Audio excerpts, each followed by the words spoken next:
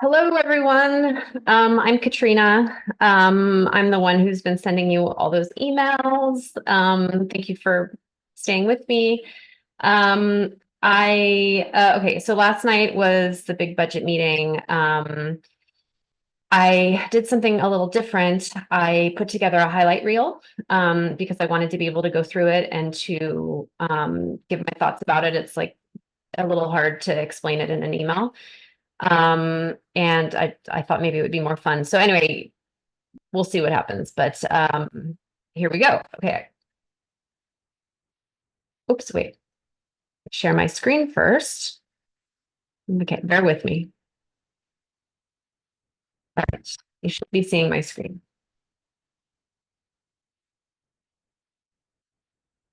If these motions are approved this evening, the board will be in a balanced budget position for 24-25 with the assistance of the one-time use of the $27.5 million in proceeds of its disposition. Okay, so that was Associate Director Stacy Zucker. She's a member of the TDSB staff. Seems like she's an accountant. I find her very impressive. She seems totally sharp. She basically lays it out there, just recapping on what they're doing. Basically, this item that they're considering, which came from the Finance and Budget Committee, essentially balances the budget. It balances the budget, and there's basically three parts to it. One is that they use what's called POD. POD is proceeds of disposition, which means the amount that like revenues generated from the sale of real estate that the TDSB owns. That's, a little sticky because POD technically is meant to only be used for renovation and, capital expenditures, building new schools, that kind of thing, renovating. And any other use of it is actually subject to ministry approval. The idea is that it's not, using POD is not a great way to meet your operating budget, to cover your operating budget, because ideally, like it's just not sustainable, right? Because the POD monies are not renewable. It was the result of a sale of property, and so we don't have a way to recover that. Just yeah. So that's the problem with POD, and we need ministry approval to use it. They actually asked for ministry approval, I believe back in March when they did the first round of the budgeting process. And they didn't reply. It took 2 months for them to get a reply. They just got a reply last week about the use of POD, which seems to be approved, subject to these conditions, right?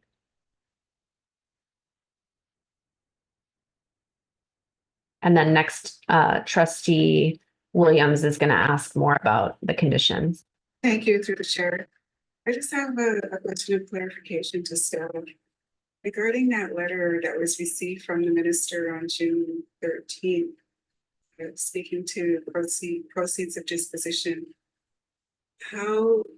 What are the impacts and effects of the conditions attached to the acceptance of those proceeds of disposition? I just wanted to be clear on the criteria, the conditions attached to it. Through the chair, in the letter, I'm just quoting, it says that using proceeds of disposition is a viable option available and will have strong fiscal controls and conditions attached. They will protect and prioritize programming for K-12 students and provide a multi-year fiscal financial recovery plan to eliminate the deficit by 26-27. I'm just going to pause it there. Earlier, she said strong financial controls. The conditions are strong financial controls by the ministry imposed on our board. I just want to point out that the reason that I often hear about why we can't allow a provincial takeover is because the ministry will come in and do whatever it wants. guess what? We're already there. The ministry can already come in and do whatever it wants and exert whatever controls. The controls are like not even, it sounds like totally enumerated in this letter, right? So it's just sort of like whatever the controls are. Okay, she's going to continue a little bit. In addition, we must submit a detailed plan to address the school renewal needs, prioritizing renewal needs that are within the scope of SCI or the school condition assessment program. If the trustees do approve the use of proceeds of disposition, we would work with the ministry with regards to these conditions. As the trustees have received this letter and are aware of those conditions, so by asking us to use proceeds of disposition, I think would be agreeing to the conditions. On behalf of finance, but Okay, so I slightly misspoke. So it sounds like the conditions are enumerated. And basically by passing this budget, they're accepting these conditions and there's no real process. It's just, as Zucker said, you just have to work with the ministry, right? Whatever that means. That's the current condition right now, basically, from what they passed last night. Okay, next is Trustee Patel. Chair and Enrollment Committee, please accept my and my fellow committee members' heartfelt gratitude and admiration for your hard work and dedication. While saying all this, staff, this is not against you. We all know as a trustees under Section 231 of Education Act, we have to balance the budget. We all know the deficit. It's not about the board. It's about the structural deficit we carry all along for years and years. We have deficits in Canada, and it's increasing day by day every year. If you look at the full financial, what we are now getting from province is $35.2 million. If you move along to the teacher funding salary gaps versus the actual salary. We in 2014, the province had a central team which came with the central grade system for teachers. That funding gap is increasing day by day, and now it has come up to $22 million. Okay, he pointed out, so first of all, the sort of, I guess, recurring deficit is something like 35 million, right? That were underfunded by the province. And then the gap alone for teacher salaries. Okay, this is the part that is absolutely shocking. I don't know how it's not illegal, frankly. In 2014, the ministry took over the negotiations with the teachers' unions. They are literally negotiating the bargaining agreements. And then they're not fully funding what they have agreed to. Like what the boards had no control over, what they literally negotiated with the teachers' unions. They are not then fully funding those agreements.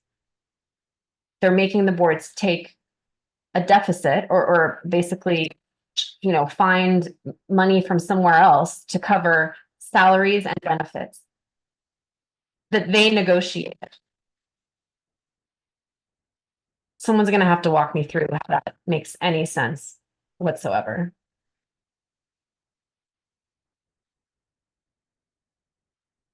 Replacement cost for sick leaves, it's ballooning. It's $600,000 a day, which is equal to $50+ million. Okay, I just want to say a word about this one. So this was a big topic. The board, the staff identified that a huge source of basically over budget, over budget line item was replacement costs, right? So supply teachers. Apparently, the average number of sick days is 16 that teachers take in the province. In our board, it's 20. So I would say, it sounds high. It sounds really relatively high. And then even the average sounds high, to be honest with you. And then on top of that, we're like 4 days beyond that. In response to why that is, let me just recount something that happened last night. So a parent came to the board meeting, someone who gets my emails, showed up. And first of all, she was grading papers during that. There was sort of like this long, intro section where they're going through all of the like kind of celebratory things around the board, around the, all the schools. And I saw her grading papers, and to be honest with you, I felt bad. I felt bad that she showed up because it's like she clearly, is being overworked, whatever. She's grading papers. But anyway, so she's grading the papers, and we go through the, there's like it's a long, long time she hangs out, and basically we start going through the budget stuff, and then there were a series of like breaks that they had to take to kind of figure out points of order and things like that. And basically just before she left, we were on a break, and she said, "Can't they understand? Can't they understand that we're absent because my dog can't they understand that we're absent because we're exhausted, because the conditions are so difficult in our classroom, because we have no support? Can't they understand that that's why we're absent?" And as she said this, she was like, tears were just,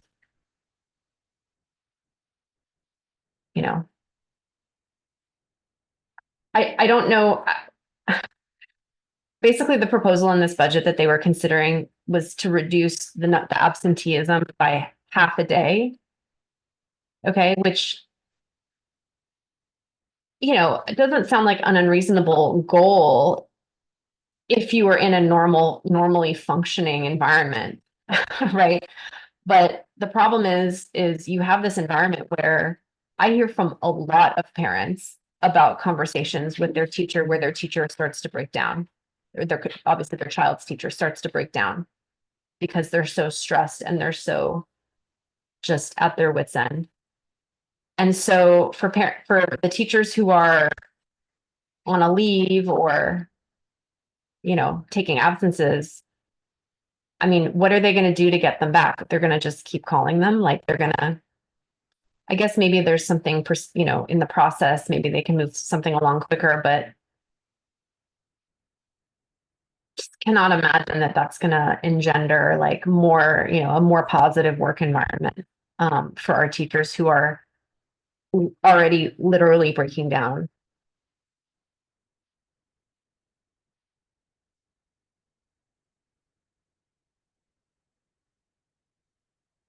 When I say this, Madam Chair, it's close to $100 million unfunded money to the board. We hear from the ministers that we are funding appropriately to the board, but I don't see it. As a budget chair, it's very hard for me to bring down any budget. But sadly, this budget is targeting our seniors, our students, our vulnerable population of this TDSB. We have been told by the ministry that we can use 27.5 at 21st of June. Why not use the full deficit from POD? Did we ask that? This is my question to you, Madam Chair, to the Madam Director or anybody from finance. Even if we put the full deficit as a POD, what's going to happen? End of the day, the minister is going to come out and saying, you know what, we fund them enough, we give them enough money. They had their POD, they used it for balancing their budget, and now they don't have money for other things. They might even also come and tell us, and regardless of which ministry it is, they will come and say, you know what, they don't know how to manage their finances. Thank you. And through the chair, the only thing that I'll add is that the 27.5 million was chosen very specifically because we attach one-time expenses to that one-time use of funding. As we've always said, using proceeds of disposition is not a sustainable way of balancing the budget. And so what that would do, even if the ministry were to approve it, would be to put us in some structural deficit position next year. It would also, I think we're in a little bit of a different situation than we have in the past because we don't have those accumulated reserves to offset any additional expenditures that may happen during the year. Okay, did you hear what she just said? We have no reserves. I don't know exactly the numbers, but something like 2 years ago, Trustee De Dovitiis told me that when he came in, there was like 200 million in reserves. So that was just 2022. So like 2 years ago, they had 200 million in reserves and now they're down to 0.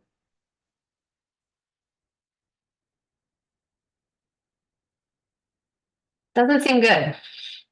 Does not seem good. Right? So, and she says that we're going to be in the structural deficit position next year too, and we're going to have zero reserves. If something happens during the year, some unexpected, whatever, zero reserves. Zero reserves. It's back to POD, maybe. And I don't know how much POD we have. Like, I don't know how much there is, but I mean, we burned through 200 million of reserves. I mean, we could easily burn through whatever we've got in POD. So where are we headed, actually, right? When I talk to the trustees who are very much, who have really internalized their role as like upholding, this facade of public education, that it's like so great. What's the plan?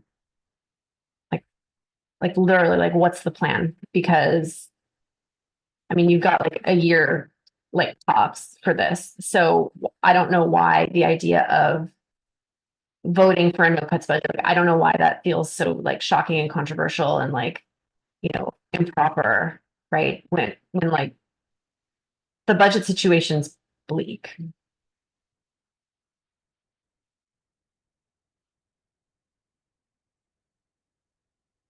So the reason why staff used and proposed the 27.5 again was because of the tie to specific one-time expenses.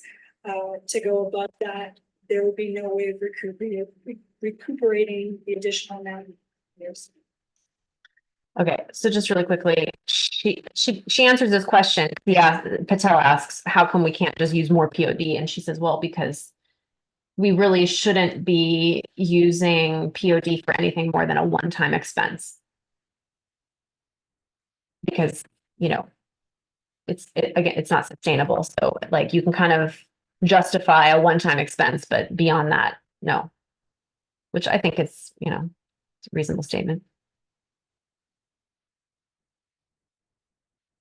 When I vote for this motion and the way our structure is that I tested our budget process over time. So this looks like we're actually currently talking about 3.8 million. But in fact, when the final vote comes, I'm reflecting on all the things that I've done over time to bring it to this. So I want to first of all thank all the staff who worked hard, our associate director Zucker, all of the finance team, all of the associate directors, director, and the budget committee for working hard on making this work. But I'm reminded again that, what we end up usually is feeling a bit better at the end because we've done this work of cutting and changing things for a period of a few months. It feels a little bit better at the end of the day, but cumulatively, what have we been doing? Not only this year, over many years, and I think it's important to contextualize. Okay. I don't know if you can hear him because he's like not talking into his microphone. So he's quiet also for me. But basically, yeah, he's saying he's looking at this, even though this proposal is like pretty, it seems pretty reasonable or palatable. He's saying, look, over the course of not only since March when we were doing the budgeting process initially, but also over years, look how much we have cut. Look at like this is still a cuts budget, he said.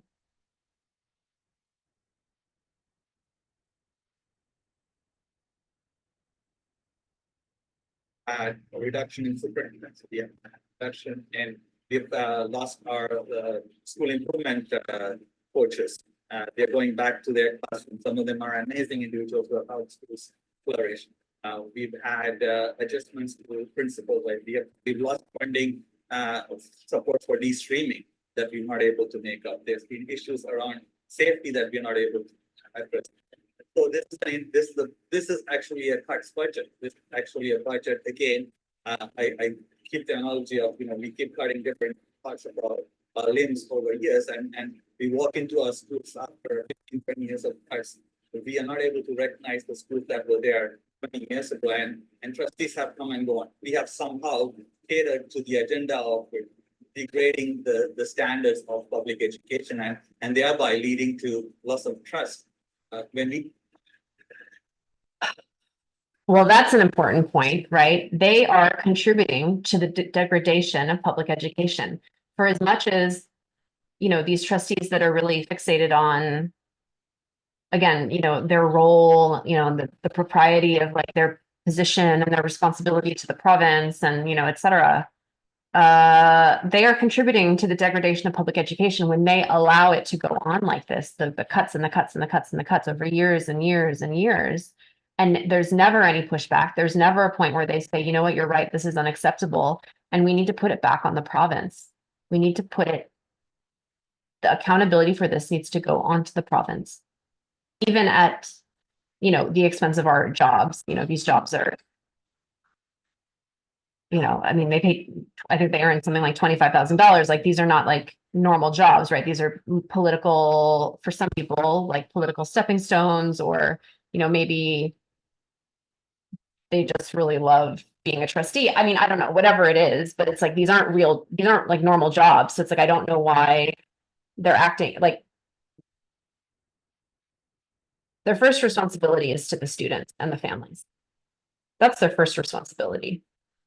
Yes, of course, they have like obligations to their, in the capacity of their duties. But if the children are not being served, what are you doing? What are you actually doing? You're contributing to harm is what they're doing.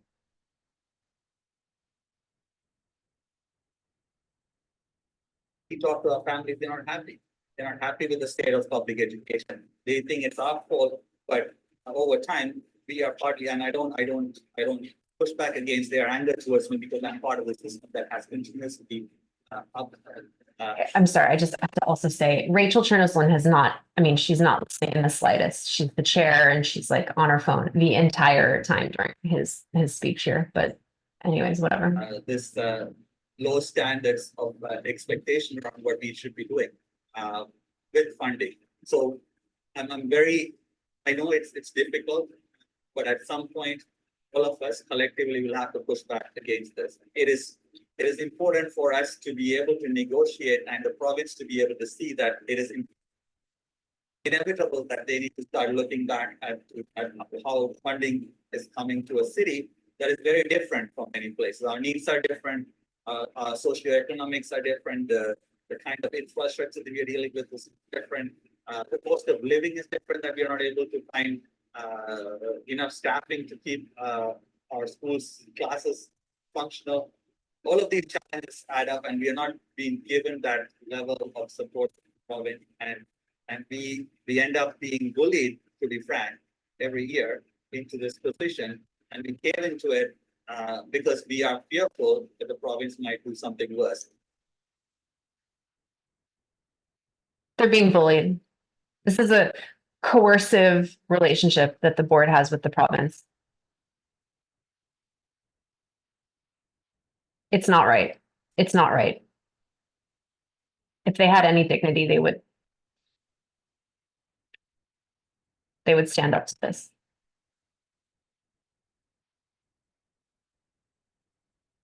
They might, but at the same time, I'm not comfortable supporting a budget that took away many things. I've been here 6 years, and I was, when I decided to run for office, I was quite naive because I expected to come, work with staff, work with colleagues, and try to better the education system for students, staff, and families. And the reality is once you get here, because of the budget shortfalls. Every year, we've had budget deficits, all 6 years. What we've been doing is managing the decline, trying to put the fires out and managing the decline. The aspirational things I'd hoped to do when I got here and worked with colleagues, it's actually just been about trying how not to measure the steps that backwards we're taking. That Okay. What a great comment from Dan McLean. What an honest comment about what his job actually is as a trustee, managing the decline. I'm not picking, I am truly not throwing shade on him. Like he is calling it out. I love it. He's calling it out. That is literally what they are doing, is managing the decline. And I appreciate that he said that. It's the truth. It's the truth. Let's see what he says next. being said, I'm going to vote in favor of this. That being said, he's going to vote in favor of this. Even though he knows, like, he's just basically, kind of like basically a road bump on the road to like ruin, essentially. Speed bump on the road to ruin. He's going to vote for it anyway. Also being honest, right? I think it's, a cowardly kind of honest, but I'm not remotely interested in how much POD we're using. It's our money. I will say that I find this whole thing ironic that we get a letter from the government that says that they're going to allow us to spend 27.5 of our money to fix a problem they spend years after years after years creating by the underfunding. So the irony that. Thank you, Trustee McLean. I believe that brings us to the end of our speakers list. So with that, we'll open the vote on the 2024-2025 budget. And that has carried 18-4. So, okay, as you can see here, 18-4, obviously most of them were yeses. They voted for this budget.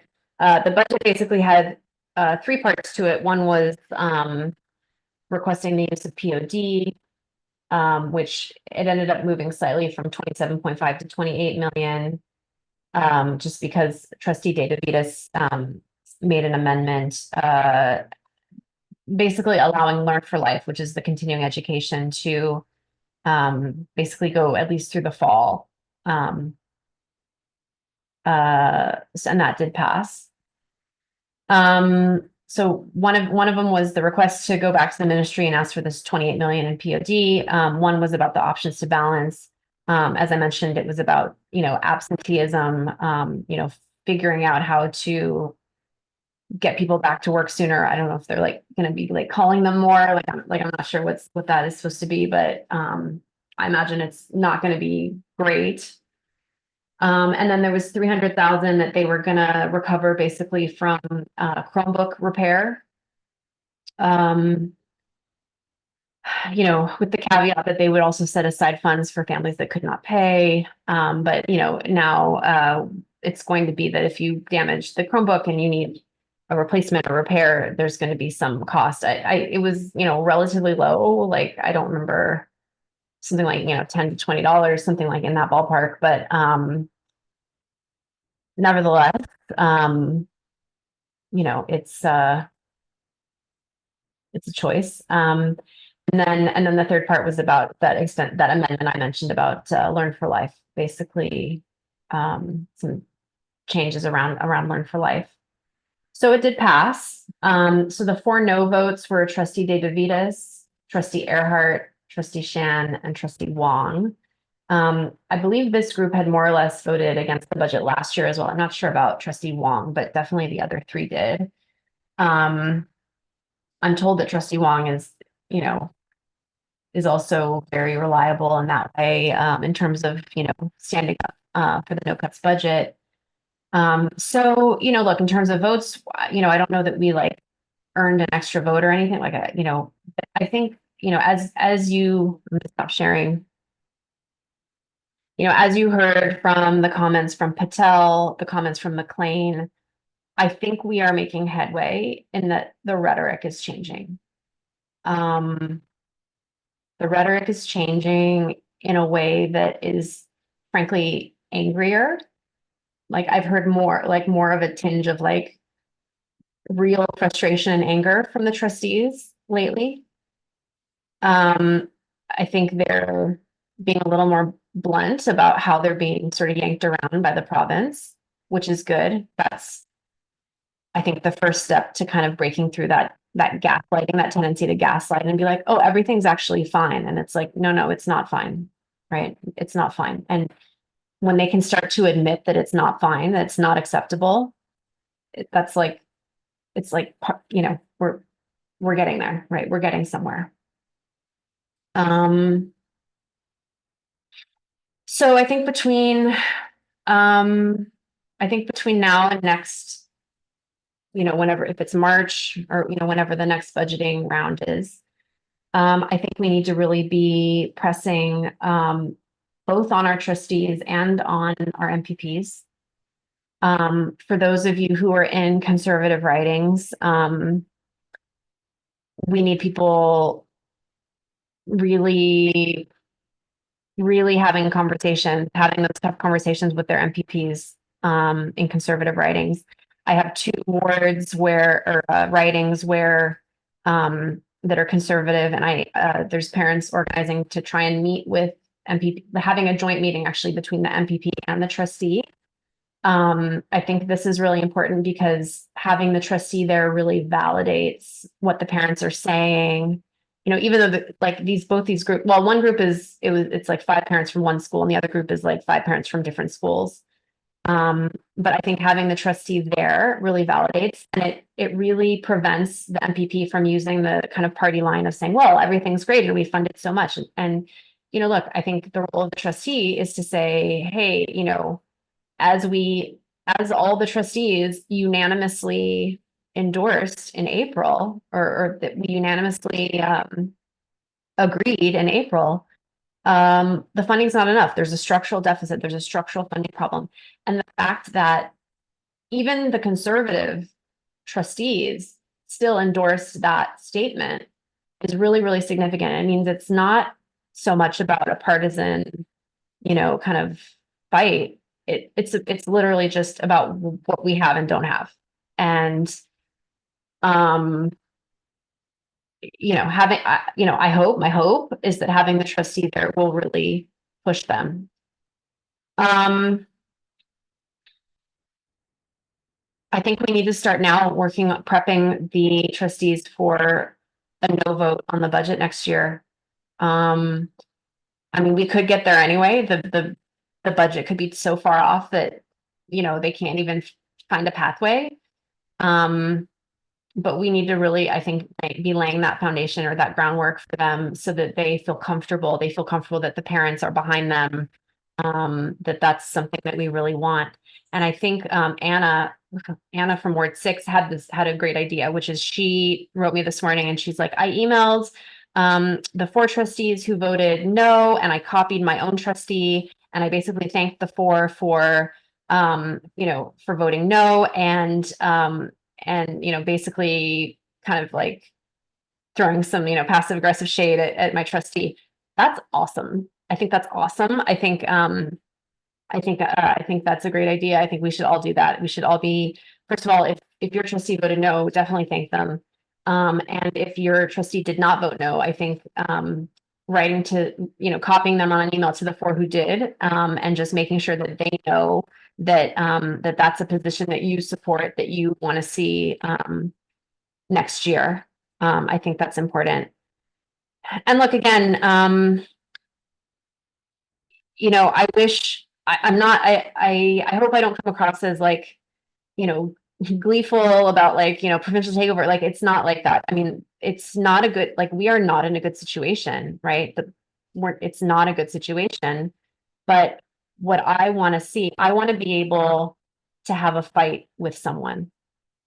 And right now, when you go to the ministry and you try to fight with them, they say, oh, you have to talk to the trustee. The trustees, they're the ones who are responsible.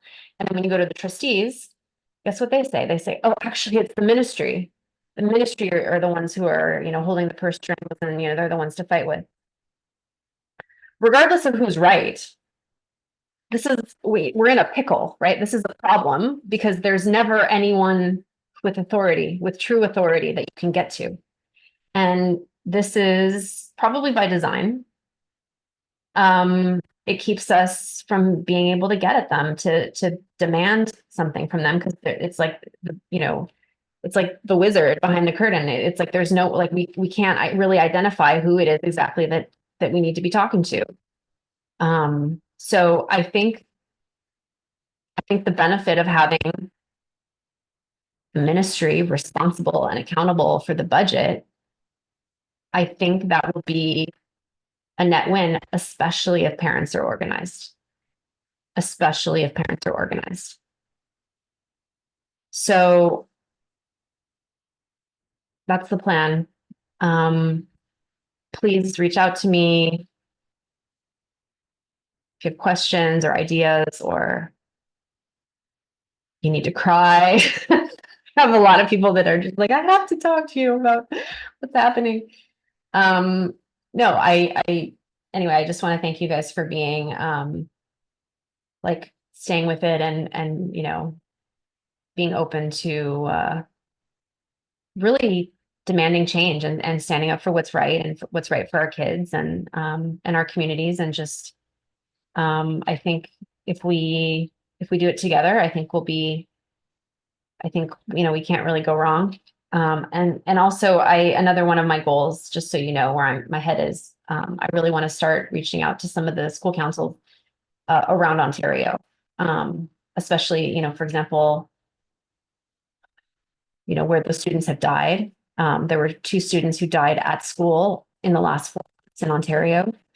One was in Brampton, a 4-year-old who choked on a grape.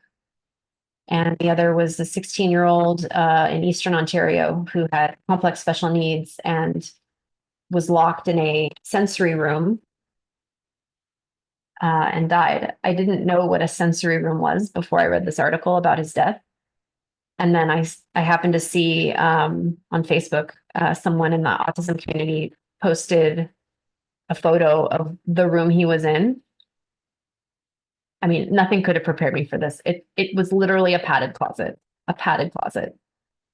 And he was locked in there. He had a seizure. He died. And when they found him, he was cold. So, both of their deaths reasonably could have been prevented by better supervision. Right. So when the ministry says, well, everyone can make these cuts. We expect you to make these cuts, Toronto. Everyone else is making these cuts, and why can't you? Well, they're making cuts, but at what cost? Like, what are they cutting? Because clearly they've gone too far. Clearly they need more supervision for those students.